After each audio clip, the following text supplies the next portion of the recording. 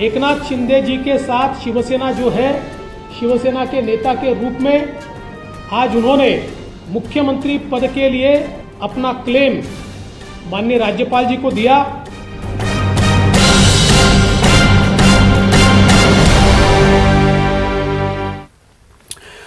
नाज़रीन आदाब, न्यूज़ 18 उर्दू में आपका इस्तकबाल है। मैं हूं विसाल आजम और आप देख रहे हैं खबर खास। महाराष्ट्र की सियासत से एक बहुत बड़ी तब्दीली या ये कह लें कि एक बहुत बड़ा स्ट्रोक, जिसे आप मास्टर स्ट्रोक भी कह सकते हैं, ऐसा लग रहा है कि वाकई बीजेपी ने या एकनाथ शिंदे ने मिलकर एक मास्टर स्ट्रोक खेला है।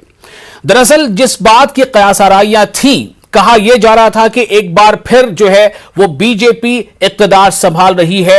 बेशक बीजेपी बड़े हिस्सेदार होगी, बड़ी पार्टी होगी, लेकिन यह सरकार फडणवीस की नहीं होगी, बल्कि ये जो इसकी कयादत करेंगे वो एकनाथ शिंदे होंगे। यानी कि शिंदे वजीर आला होंगे, ना कि फडणवीस। खबर तो यहां तक भी है कि फडणवीस काबीना का हिस्सा भी नहीं होंगे।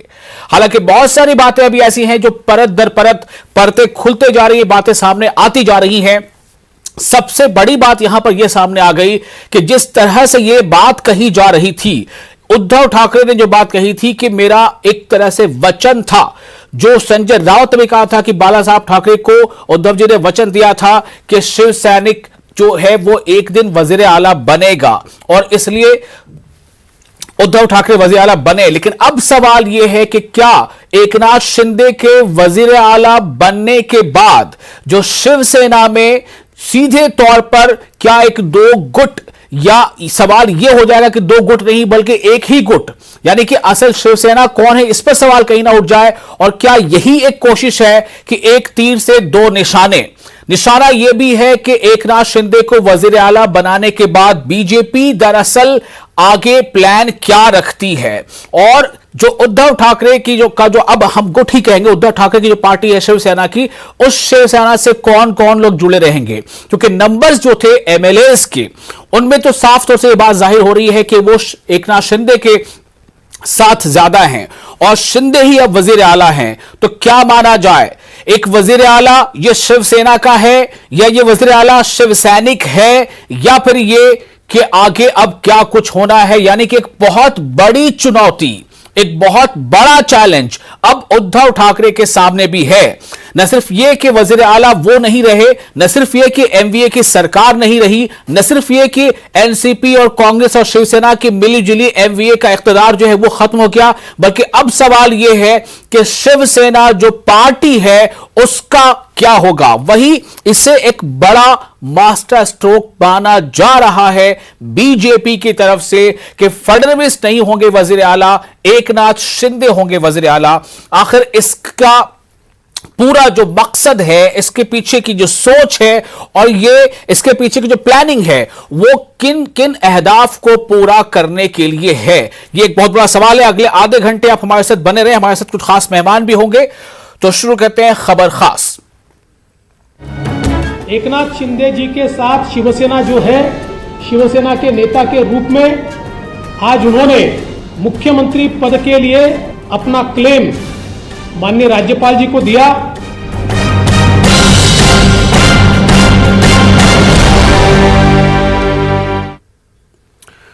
तो हम आपको बता दें कि हमारे साथ इस वक्त कुछ खास मेहमान जुड़ रहे हैं, एक एक करके आपको हम उनका तारुफ कराते हैं। हमारे साथ है अली दारूवाला जो तर्जुमान है बीजेपी के, रत्नाकर सिंह तर्जुमान कांग्रेस, और उच्च शर्मा सीनियर जर्नलिस्ट, और हमारे अपने नुमाइंदे वसीम अंसारी भी हमारे साथ होंगे।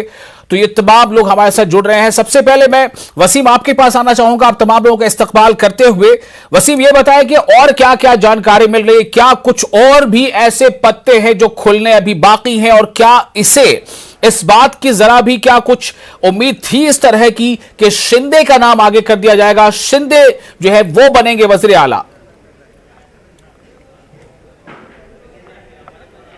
देखिए, ये किसी को भी अंदाज़ा नहीं था कि बीजेपी इतना बड़ा कदम उठाएगी, क्योंकि अंदाज़ा यही लगाया जा रहा था कि अब एक बार फिर बीजेपी 2.5 साल सरकार में होगी और कहीं ना कहीं अपनी जो मजबूत स्थिति है और भी पकड़ मजबूत करने की कोशिश करेगी, क्योंकि आगे 2 सालों में लोकसभा के चुनाव होने हैं। तो ऐसे वक्त में किसी भी तरह की कोई ढिलाई नहीं। लेकिन ये बात भी सच है कि जब एकनाथ शिंदे को ये पावर दिया गया तो उसके बाद खुद देवेंद्र फडणवीस से संगठन से मंत्रालय से दूर रखा अपने आप को, तो संगठन मजबूत करने की कोशिश करेंगे। लेकिन सबसे बड़ा सवाल यह है कि इस बीच में कई चुनौतियां सामने खड़ी होने वाली है सरकार के।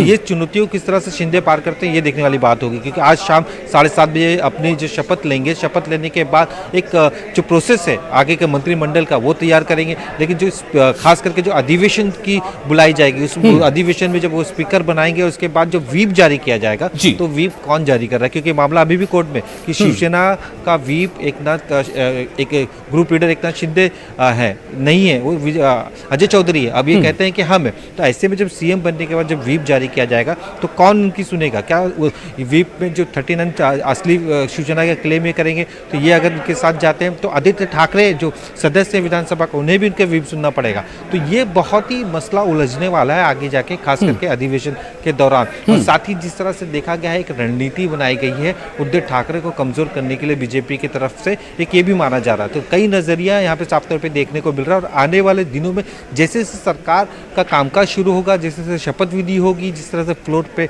उनको टेस्ट देना पड़ेगा अपने सारे विधायकों के साथ कि उनके पास भी मेजोरिटी है, तो उस दौरान कई मुश्किलें उनके सामने खड़ी हो सकती है। और सबसे ज़्यादा मुश्किलों का सामना उद्धव ठाकरे को करना पड़ सकता है, खास करके शिवसेना के नाम को लेकर। जी हमारे साथ इस वक्त जैसे मैंने बताया कि दारूवाला जुड़ चुके हैं तर्जुमान बीजेपी, रत्नाकर सिंह हैं और उचित शर्मा भी हैं।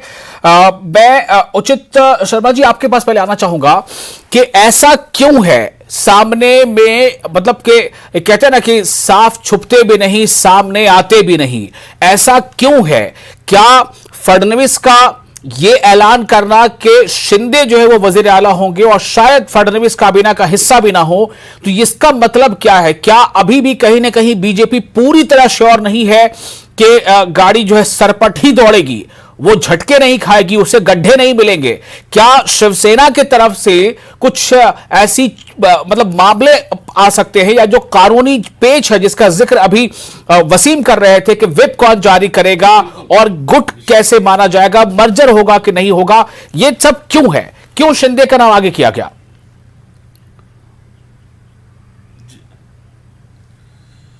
देखिए, इस पूरे मामले में आप शुरुआती 15-20 दिन से अगर देखें तो भारतीय जनता पार्टी बहुत स्मार्ट प्ले कर रही है। बड़ा स्मार्ट प्ले, पॉलिटिकल स्मार्ट वो है भी, बहुत मैच्योर्ड पार्टी है भारतीय जनता पार्टी। और इन सब चीज़ों में बड़ा बेस्ट, मतलब जो बहुत पॉलिटिकल बेस्ट ब्रेन उनके लोगों के पास है, और वो बड़ा संजीदगी से इन सब में काम करते हैं। हड़बड़ी में पिछली बार वो काम करके देख चुके हैं, शायद उसी का नतीजा है। अभी मान ले कि अभी बहुत सारे ब्रेकर, किंतु परंतु, इफ एंड बट्स, बहुत सारी चीजें अभी आनी है, इतना आसान नहीं है। आपके संवाददाता रिपोर्टर जो बता रहे थे वो बहुत वाजिब बात कर रहे थे कि अभी जो व्हिप जारी होगी फ्लोर टेस्टिंग के लेकर कई तमाम इश्यूज ऐसे आने हैं आने वाले समय पे, सदन के दौरान भी। तो कब कहाँ गाड़ी रुक जाए, किसको हो। तो भारतीय जनता पार्टी ने महाराष्ट्र में बहुत स्मार्ट प्ले किया है। उन्होंने एक त्याग तो किया ही है और उस पर एक सोची समझी जी। तो भारतीय जनता पार्टी अभी वेट एंड वॉच की पोजीशन पे है कुल मिला के, क्योंकि ये तो भारतीय जनता पार्टी अभी वेट एंड वॉच की पोजीशन पे है कुल मिला के, क्योंकि ये जो वो शिवसेना को तो अपने तरफ चाहती है, मगर ठाकरे परिवार को अपनी तरफ नहीं चाहती। कहीं ना कहीं वो अपने कॉम्पिटिटिव के रूप में देखती है। तो वो इसको अलग करने का प्रयास और चेष्टा वो करते रहेंगे। तो ये अभी इतना आसान नहीं रहेगा करना कि 15 दिन के अंदर और भी उठा पटक होंगी। ये बात सत्य है कि वो अपने आप को दूर रख रहे हैं, उस कैबिनेट का हिस्सा भी नहीं होंगे। अब भारतीय जनता पार्टी के लोग एमएलए कैबिनेट के हिस्सा होंगे कि नहीं होंगे, ये सब तय होना अभी बाकी है। मेरा सवाल यही कि क्या कि आपने जैसा कहा कि बहुत फूंक फूंक कर कदम रख रहे हैं, मेरा सवाल यही है कि फूंक फूंक पर कदम रखने की अब जरूरत क्या है? क्या कहीं ना कहीं अब भी इस बात को लेकर अंदेशा है? एकनाथ शिंदे तो मुंबई पहुंच गए, लेकिन बाकी के तमाम विधायक, तमाम एमएलए अभी भी गोवा में हैं, तो उनको मुंबई लाया क्यों नहीं जा रहा है? क्या वो जब मुंबई आएंगे तो क्या कुछ तस्वीर बदल सकती है? क्या कुछ अलग अलग राय बन सकती है? मतलब किस बात का इसमें कहीं ना कहीं जाहिर हो रहा है कि कुछ अंदेशे हैं अभी? देखिए, मुझे नहीं लगता कि कोई अंदेशा, क्योंकि इसको काफी लंबा वक्त हो गया है, 10-15 दिन होटल में रह चुके हैं, तमाम किंतु परंतु इफ एंड बट सब चर्चाएं हो चुकी हैं, क्या होना है क्या नहीं, तो बड़े शांतिप्रिय ढंग से ये चीजें अब ली हुई हैं। कोई 1-2 दिन में सब आए और फिर उन्होंने अपना बयानबाजी दे दिया, पक्ष चुनाव कर लिया, वो नहीं था। इसमें तमाम मंथन हुआ है, चर्चाएं हुई हैं, मंथन हुआ है, सभी ने आगे पीछे सोचा गया है, तो एक मैच्योर निर्णय है। वो अपने आप को दूर रख रहे हैं, ये अभी बता पाना मुश्किल है कि उसके पीछे उनकी रणनीति क्या हो सकती है, लेकिन अभी शायद आने के बाद कुछ चीज हिस्सा हो। हालांकि लगता ऐसा नहीं है कि 39 विधायक जो अभी साथ में आने के हैं, उसके बाद क्या स्थिति बनती है, कुछ वहां जाएंगे कि नहीं जाएंगे एकनाथ शिंदे को के साथ। फिर अभी मंत्रिमंडल जब होगा उस पर भी कुछ तय होंगे, कुछ नाराजगी आएंगी, कुछ होंगे, तो ये चीजें से दूर रहने के लिए फडणवीस जी ने थोड़ा सा दूर रहने की कोशिश की है। चलिए, मैं बीजेपी के तर्जुमान से ही पूछता हूं, हमारे साथ बीजेपी के तर्जुमान दारूवाला जुड़ चुके हैं। अली, आप ये बताएं कि बीजेपी की हिकमत अमली क्या है, किस बात को लेकर फडणवीस आगे नहीं आए, फडणवीस को आपने सीएम का चेहरा जो है वो घोषित नहीं किया, क्या स्ट्रैटेजी है, क्या अब भी किसी बात का अंदेशा है बीजेपी को? वजीर आजम भाई, सब में पहले ये आज जो होने जा रहा है, इसके अंदर मैंने आपको पहले भी कहा था, आप मेरे 5-6 पहले के डिबेट्स भी देख सकते हैं। इसके अंदर महाविकास अघाड़ी को गिराने में हमें 0 इंटरेस्ट था, हमें इन्हें गिरा के वापस इलेक्शन लगाने में कोई इंटरेस्ट नहीं है। ये जो हुआ है, ये जो मैं आपसे पहले भी कह रहा था, आप मेरी लैंग्वेज और मेरे टोन को आप देख सकते हो, ये नेचुरल अलायंस है। ये जो 37 + 9 46 जो MLAs है, इन्होंने आके बीजेपी को जो समर्थन दिया है, हमने इन्हें शिवसेना करके ही रिकॉग्नाइज किया है। अभी भी आपने जब देखा माननीय देवेंद्र फडणवीस जी का प्रेस कॉन्फ्रेंस, उन्होंने उनको एड्रेस करते हुए शिवसेना करके ही एड्रेस किया है। और मैं आपको ये भी कहना चाह रहा हूँ, ये जो नाराजगी है, ये नाराजगी बहुत जल्द दूर होने वाली है। I can put it on record and with full confidence, जिम्मेदारी के साथ मैं कहना चाहता हूँ, किसकी नाराजगी टूटने वाला नहीं है। और ये जो बाकी की जो लोग विधायक जो बचे हैं, वो जब देखेंगे कि यहाँ पर सरकार गिरा के, ना कि हमारी कोई भी पॉलिटिकल पार्टी को खत्म करने की कोई भी हमारी मंशा नहीं थी, ये हमारी साफ मंशा थी। बिल्कुल, आप सही कह रहे हैं, सियासत में होता वही जो कहा नहीं जाता। जी कहिए, आप क्या कह रहे हैं? मैंने आपसे पहले भी किया था सर, ये पार्टी को पॉलिटिक्स में लाकर मुख्यमंत्री बनना ये हमारा एजेंडा नहीं था।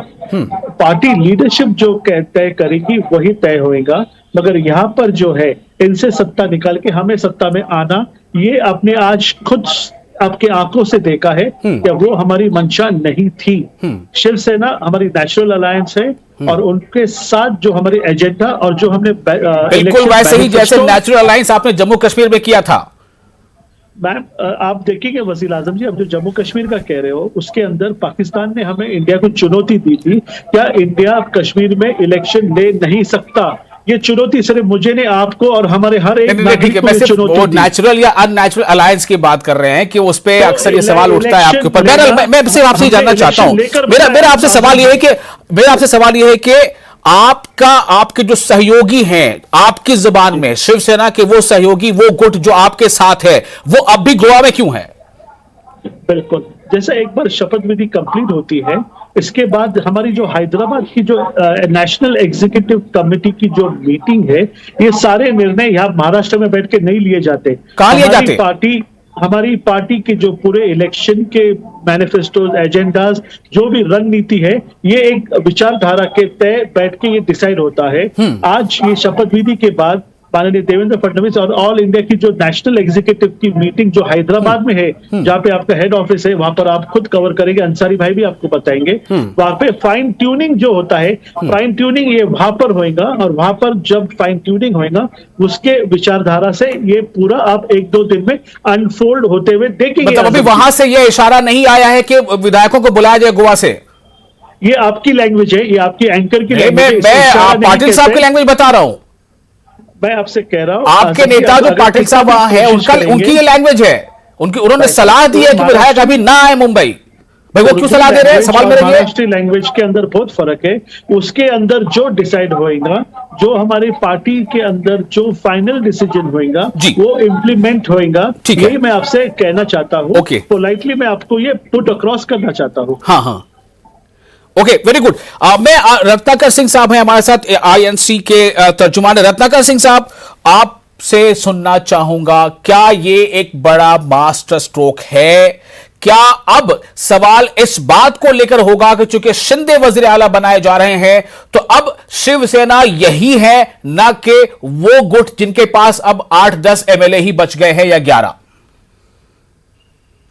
देखिए आजम भाई, चूंकि इस तरह का जो है प्रेस कॉन्फ्रेंस में आके और थोड़ा सा शिंदे जी को डिक्लेयर करना चीफ मिनिस्टर पद, तो थोड़ा सा प्रत्याशित मुझे भी लगा। लेकिन मेरा प्रश्न ये है कि अगर शिंदे जी को मुख्यमंत्री ही बनना था तो उद्धव साहब तो पहले ही कहे थे कि आप आइए, मैं तो रेजिग्नेशन लिख के रखा हूं, आप आइए और मुख्यमंत्री बनिए। तो उस समय इनको क्या आपत्ति थी? देखिए, ये हिंदुत्व का जो बात करते हैं कि हम हिंदुत्व की राह से भटक गए हैं, तो ये वही एकनाथ शिंदे जी हैं जो 2014 में जब भाजपा की सरकार बन रही थी तो उस समय इनकी नाराजगी थी कि क्यों शिवसेना और बीजेपी अलायंस हो रहा है। तो ये कहीं ना कहीं इनका जो एक था कि हमको मुख्यमंत्री बनना है या उप मुख्यमंत्री बनना है, वो तो उद्धव जी उनको ऑफर कर ही रहे थे। लेकिन चलिए, फिर भी अगर ये बने हैं और क्लेम कर रहे हैं कि यही ओरिजिनल शिवसेना है, तो कहीं ना कहीं अभी देखिए कोर्ट में ये फैसला ये लंबित है 11 तारीख के बाद इसका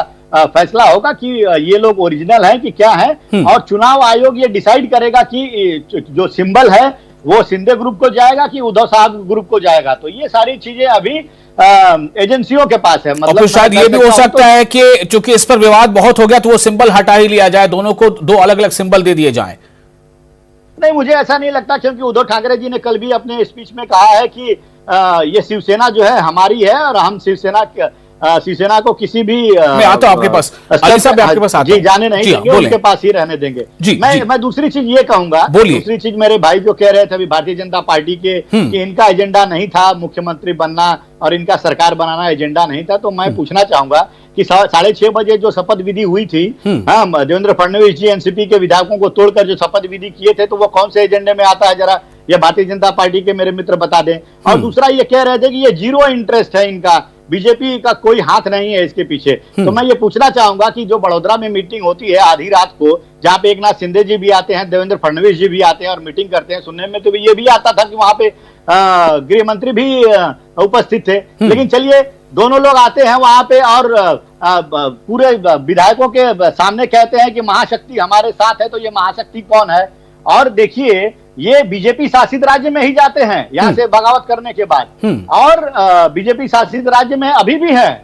मतलब आप देखिए, गुजरात से वडोदरा वहां पे गए, गुवाहाटी गए, गुवाहाटी से गोवा गए, सारे बीजेपी शासित राज्यों में ही है। तो ये इनका हाथ नहीं, इनका पूरा शरीर है। इसको 2 फाड़ करने में, शिवसेना को तोड़ने में इनका हाथ नहीं है, पूरा शरीर है इनका A to Z। मैं यही कहूंगा। तो आप किस आधार पे कहते हैं कि आपका हाथ नहीं है? आप किस आधार पे कहते हैं कि आप सत्ता नहीं, आपके एजेंडे में नहीं है कि मुख्यमंत्री बनना? ये सारी चीजें तो पिछली घटनाक्रम तो यही बताती है कि आप अली साहब आपको जवाब देना है। कार्यान्वयन महाविकास आघाड़ी की सरकार जो है उसको तोड़ना चाह रहे थे, डे 1 से आप कोशिश कर रहे थे और पहले सफल नहीं हुए, लेकिन अभी आपका ऑपरेशन लोटस सफल हो गया। जी ठीक है, वसीम मैं आपके पास आता हूं। अली, तर्जुमान बीजेपी जी, आपको जवाब देना है इसका। ये कह रहे हैं जो कांग्रेस के तर्जुमान हैं कि आपका हाथ ही नहीं बल्कि पूरा का पूरा शरीर आपका जो है इस स्टोर के पीछे लगा हुआ, यानी बीजेपी का लगा हुआ है, आपको डिफेंड करना है। बिल्कुल डिपेंड नहीं करना है, मुझे तो इनके लिए तरस आ रहा है, ये इतने नाराज है, टूट चुके हैं। मगर मैं एक बात पे वजीर जी, आप हमेशा जानते हो, I believe on talking on points के ऊपर बात करना है। जो मेन रीजन थे, जो इनके एमएलएज ने फोन के जरिए, माध्यम के जरिए, नेशनल टेलीविजन के जरिए इनको जो पार्टी छोड़ने के उन्होंने जो रीजंस बताए सर, सब में पहले एक बता सकते, बजट एलोकेशन के अंदर, जब उनके मतदार संघ के अंदर सब में ज्यादा एनसीपी को 3,10,000 करोड़ फंड एलोकेशन होता है, कांग्रेस को सेकंड लार्जेस्ट होता है 2,40,000 करोड़, और शिवसेना जिसके मुख्यमंत्री है सर, उसको सिर्फ 1,80,000 करोड़ का फंड्स एलोकेट होता है। ये एमएलए अपने मतदार संघ में जाके और क्या कह सकते कि हमने इतना कम फंड्स क्यों लेकर आए? तो ये पूरे 5 साल के लिए थोड़ी ही था, ये तो कभी हो सकता है कि आगे पीछे हो। मेरा सवाल ये नहीं, मेरा सवाल ये जो वो सवाल उठा रहे हैं कि ऐसा क्यों था कि ये मतलब उन्हीं जगहों पे गए जहां पर आपकी पहले से वहां सरकार है, चाहे वो सूरत हो या गुवाहाटी हो या आप गोवा हो। तो आप जो कह रहे हैं कि हमारी कोई इंटरेस्ट नहीं था, उस पर कांग्रेस कह रही है कि नहीं, ये पूरा का पूरा हाथ ही नहीं बल्कि पूरा शरीर आपका लगा हुआ था। आप इसका जवाब दें। बिल्कुल, मैं आपको एक बात क्लियर करता हूं। जो स्टेट के अंदर इनको सिक्योर फील होता था, जहां पर समझो ये लोग अगर कहा जाते, इनको अगर सिक्योरिटी नहीं मिलती, अगर आप इसको आजम जी अगर आप इनको पूछेंगे जो लैंग्वेज माननीय संजय राउत जी ने कहा था, क्या वो मीन्स भाई वो नेशनल टेलीविजन पे वो लैंग्वेज यूज नहीं कर सकता, आप उसके लिए विटनेस है, वो कैसे गए और कैसे आएंगे। जब आप ऐसी लैंग्वेज सुनते हो तो आप एक कॉमन सेंस से आप कौन से स्टेट में जाना पसंद करेंगे जहाँ पे आप महफूज है। तो इसका जवाब शायद मैंने नहीं देना चाहिए था, ये स्टेट में क्यों। वो लैंग्वेज बात की थी, हालांकि वो भी एक मुहावरे के तौर पर था, बट फिर भी वो लैंग्वेज बात की थी, जाना पहले हो गया था। एग्जैक्टली अली जी, ये ऐसे ट्विस्ट ना कीजिए। मेरा सवाल अली जी आपसे सिर्फ ये है, मेरा सवाल ये है कि अभी भी फडणवीस आगे क्यों नहीं आए? सवाल सिर्फ ये है। बीजेपी बड़ी पार्टी है, लेकिन आपका सीएम क्यों नहीं? फडणवीस जी जो है, मैं आपको एकदम क्लियर करना चाहता हूँ, इस लार्जर इमेज अब वो स्टेट से बढ़ के वो नेशनल पॉलिटिक्स के अंदर एंटर कर चुके हैं, और स्टेट के लिए नवे लोगों को आना, नवे लोगों को चांस देना, और ऐसे लोगों को चांस देना जो हमारे विचारधारा से बिगड़ित है, उनको चांस देना, इसके अंदर बड़प्पन कहते हैं सर। इसके अंदर क्या इसमें ऐसा भी कोई फॉर्मूला है कि जो बाकी पीरियड बचा उसमें भी 50-50% करेंगे?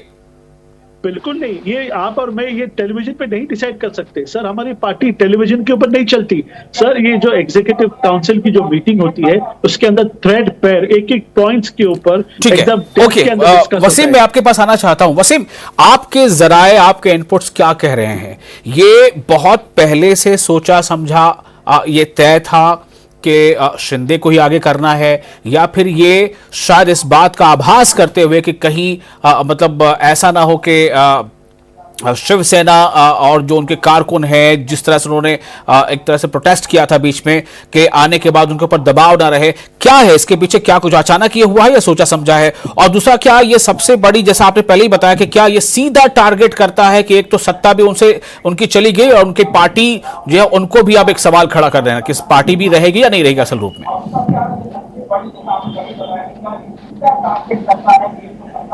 देखिए, मैं तो ये कहूँगा कि दूध का जला छाछ भी फूंक के पीता है। अब यहाँ पे नजरिया साफ तौर पे यही दिखाई दे रहा है बीजेपी का, क्योंकि बीजेपी जानती है महज 2.5 साल है, और इन 2.5 सालों में अगर वो सीएम बनते हैं बीजेपी का, कोई देवेंद्र फडणवीस पढ़ते हैं, और किसी तरह की सरकार में उथल फुथल होती है, तो इसका असर उनके 5 साल आगे वाले कैरियर में पड़ सकता है। दूसरी सबसे अहम बात कि बीजेपी जानती है कि पूरे देश भर में महाराष्ट्र एक सेकंड ऐसा राज्य है जहाँ पर लोकसभा की सबसे ज़्यादा सीटें हैं। इन 48 सीटों पर बीजेपी की नज़र है, और ऐसे में अगर बीजेपी इससे चूकती है तो आगे उनके लिए काफ़ी दिक्कतें हो सकती हैं सेंट्रल में गवर्नमेंट बनाने में। तो वो जानती है कि अपने आप को 2 साल है, इन 2 सालों में किसी भी हाल में सबसे ज़्यादा लोकसभा की तैयारियां करना है, ज़मीनी जो हद है उसको मजबूत करना है, कार्यकर्ताओं को जोड़ना है, और जो विरोध खास करके दिखाई दे रहा है, क्योंकि इससे पहले हमने देखा था कि जब कांग्रेस और एनसीपी साथ लड़े थे और बीजेपी और शिवसेना साथ लड़ी थी, और नतीजा क्या आया था, उसमें शिवसेना के 18 सांसद चुन के आए थे। उन 18 सांसदों को किस तरह से अपनी ओर खींचना और किस तरह से उन्हें अगले चुनाव की रणनीति का हिस्सा बनाना, इस पर सबसे ज़्यादा जोर दिया जा रहा है। अगर सीएम देवेंद्र फडणवीस बनते थे तो कहीं ना कहीं इन पर अंकुश लग जाता। जो शिवसैनिक है, जिस तरह से नाराज होकर वो शिवसेना पार्टी में इतने सालों रहे, वो चले गए, तो उनको बीजेपी छोड़ने में कितना वक्त लगता था। पहला हिस्सा ये था। दूसरा ये कि अभी वो एक गुट है, अभी तक किसी तरह से किसी पार्टी का सिंबल उन्हें नहीं मिल पाया है। ये सिंबल दिलाने की भी एक रणनीति के तौर पर देखा जा रहा है कि असली शिवसेना कौन, ये कहने की बताने की कोशिश की जा रही है कि आपसी लड़ाई है, इससे बीजेपी का कोई लेना देना नहीं है, बस चुनाव ना हो, इसका बोझा लोगों पे ना पड़े खर्च का, इसी वजह से हमने उनको समर्थन दिया। अगर किसी भी तरह से कोई आपसी मतभेद होता है या फिर आप फिर से सत्ता कहीं यहाँ वहाँ होती है, तो अगर फिर से चुनाव के नतीजे करने पड़ सकते हैं, क्योंकि एक तरफ महाविकास आघाड़ी पीछे हो चुकी, उद्धव ठाकरे के पास नहीं है मेजोरिटी, और साथ ही ना कांग्रेस एनसीपी के पास है। अगर इसी तरह के आपसी मतभेद बीजेपी और शिंदे ग्रुप में देखने को मिले और ये नतीजा कहीं आगे इस तरह के तस्वीर अगर होती है, तो चुनाव एक अलग पर्याय बन जाता है। तो चुनाव में अलग पर्याय बने, और उस वक्त बीजेपी ये कहती हुई नजर आएगी हमने आपको भी मौका दिया था। हाँ। तो एक सिंपैथी के तौर पे कई तरीके की रणनीति, और ये एक दिन में नहीं हुआ, ये कम से कम सालों से चल रहा था मामला, क्योंकि एक साथ इतने सालों लोगों को लेके जाना शिंदे के लिए आसान बात नहीं थी। ये काफी दिनों से चला था, बीजेपी उनके टच में थी, यही कॉन्फिडेंस था कि एमएलसी के चुनाव हो या राज्यसभा के चुनाव हो, उनके जो वोटिंग से परसेंटेज साफ तौर पर बढ़े, और 2 से जहाँ 1 सीट मिलनी थी वहाँ 2 सीट से जीत रहे। तो ये रणनीति काफी सालों से। अब जो आदेश भी आया है, ये केंद्रीय मंत्रियों को कहीं ना कहीं बताया गया, उनके वरिष्ठ नेताओं को बताया गया है रणनीति तय की गई है, उसके बाद ये सारे फैसले लिए गए। जी ठीक है। रत्नाकर सिंह साहब, अब क्या वाकई आने वाले दिनों में एनसीपी और कांग्रेस की जो हालत होगी वो तो खैर आप अपनी तौर पर तय करेंगे, लेकिन क्या वाकई आपका जो एक अलाई था उद्धव ठाकरे लेड शिवसेना, क्या उसके लिए एक वाकई बहुत बड़ा खतरा है? देखिए, ये तो अभी सारे लोग बैठेंगे और तीनों पार्टियों के नेता बैठेंगे, तो ये तीनों आगे बीएमसी में किस प्रकार मिलकर चुनाव लड़ना है कि अकेले चुनाव लड़ना है, ये सारे भविष्य के गर्व का विषय है। तो उस पे अभी बहुत जल्दीबाजी होगी कोई टिप्पणी करना। मैं दूसरी बात ये कहना चाहूंगा, जो भारतीय जनता पार्टी के मेरे भाई कह रहे थे कि संजय राउत के बयान के ऊपर जो ये ज्यादा फोकस कर रहे थे, ये शायद अब मैं कंक्लूजन तरफ जा रहा हूं, प्लीज। जी दूसरी बात करते हैं। मैं सिर्फ ये कहना चाह रहा था, क्या शिवसेना, उद्धव लेड शिवसेना के एग्जिस्टेंस पे खतरा है? मेरा सवाल ये है। हाल फिलहाल तो देखिए, जिस प्रकार से उद्धव जी ने भी कल कहा और जिस प्रकार अभी ये सारी चीजें हैं कि 39 जो है विधायक, वो उसमें से कितने विधायक अभी उसमें, देखिए ये मामला भी कहीं ना कहीं न्यायालय में लंबित है और 11 तारीख के बाद वो उनकी सदस्यता रहेगी कि जाएगी, फिर उसके बाद जो बचेंगे उसमें से कितने ओरिजिनल शिवसेना के, उद्धव जी के शिवसेना की तरफ जाते हैं और कितने शिंदे जी के शिवसेना की तरफ जाते हैं, और ये चुनाव आयोग डिसाइड करेगा फिर कि कौन ओरिजिनल शिवसेना रहेगी और कौन सी डुप्लीकेट शिवसेना रहेगी। तो ये चीजें जो है एजेंसियों का काम है, वही निर्धारित करेंगी और न्यायालय जब 16 विधायकों का जब ये तय कर लेगा कि वो वैलिड है कि नहीं है, उसके बाद की प्रक्रिया है ये। चलिए, बहुत शुक्रिया आप उचित शर्मा जी। मेरे पास अब वक्त कम रह गया है, मैं माजरत चाहूंगा, आपके पास मैं नहीं आ पाया फिर से। आप तमाम मेहमानों का बहुत बहुत शुक्रिया। लेकिन यह साफ है कि इसे मास्टर स्ट्रोक कहा जाए या मजबूरी में उठाया जाए कदम कहा जाए, चूंकि अभी बहुत सारे कानूनी पेच है, मामला अभी भी सुप्रीम कोर्ट में कुछ मामले अभी हैं, तो क्या ऐसे में बहुत ज्यादा ही फूंक कर कदम रखने की यह बाजीगरी है? इसका जवाब भी आने वाले वक्त में ही मिल पाएगा। बहुत शुक्रिया, मुझे दीजिए इजाजत, आदाब।